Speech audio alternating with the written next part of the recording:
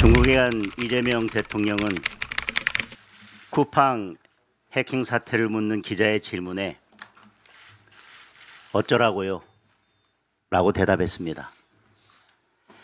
우리 국민 3,700만 명의 개인정보가 중국에 넘어갔는데도 중국 측에는 한마디도 하지 못하고 중국을 미워하면 안 된다는 것이 대한민국 대통령의 대답이었습니다.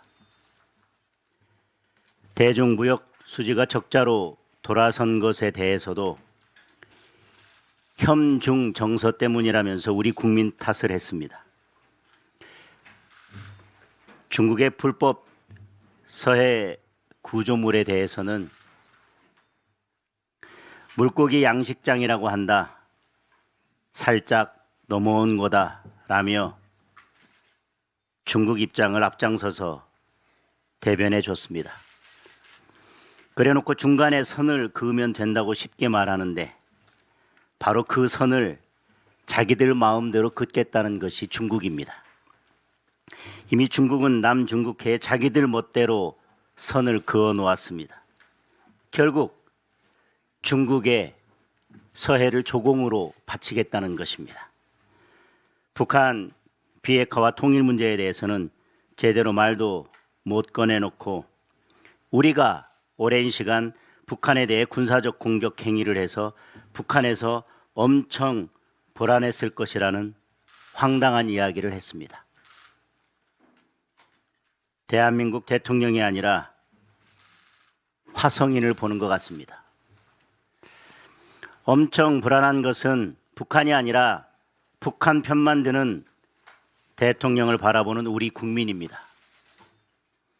시진핑 주석은 역사의 올바른 편에 서야 한다며 훈계에 가까운 오만한 발언을 했습니다. 대놓고 자유주의 진영에 설 생각을 하지 말고 중국 편에 서라는 압박입니다. 그런데도 이재명 대통령은 이 무례한 발언에 대해 공자 말씀으로 들었다, 착하게 살자는 의미라고 했습니다. 이재명 대통령은 생각보다 진전이 많았다고 합니다. 우리 입장에서의 진전이 아니라 중국 입장에서의 진전입니다. 중국은 한한령 해제에도, 북핵 문제 해결에도, 서해 구조물에도 사실상 답을 하지 않았습니다. 샤오미 셀카와 줄 잘 서라는 경고만 남은 굴욕적인 방중입니다. 실익 챙길 능력이 안 되면 나라의 자존심이라도 지켜야 합니다. 대한민국 국민이 이재명 대통령에게 묻습니다. 어쩌라고요?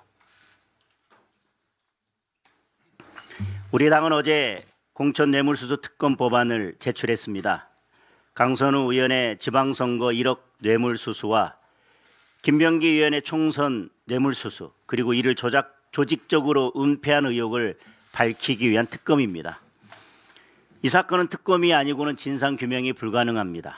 뇌물을 전달한 것으로 의심받는 김경 시의원은 사건이 터지자 미국으로 출국했습니다.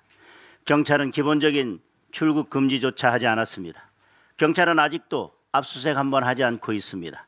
이 순간에도 증거들이 사라지고 있습니다.